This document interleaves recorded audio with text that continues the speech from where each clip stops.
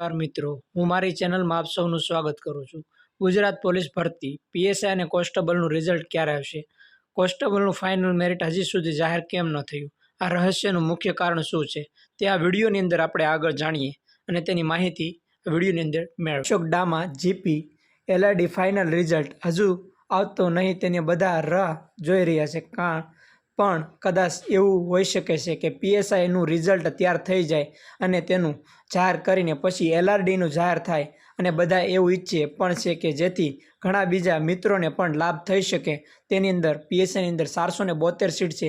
જે લોકો પીએસઆઈ અને કોન્સ્ટેબલમાં બંનેમાં પાસ થયેલા છે તે લોકોને પહેલાં પીએસઆઈનું રિઝલ્ટ આવે અને તેમને સીટ મળી જાય તો કોન્સ્ટેબલની સીટ એમનું પડી રહે અને જે લોકોનું સપનું છે તેમનું સપનું સાકાર થાય તેવું બધાની નમ્ર નિવેદન છે। આ મહિનાના એન્ડ સુધીમાં લગભગ બધું ક્લિયર થઈ જશે તેવું માનવામાં આવી રહ્યું છે।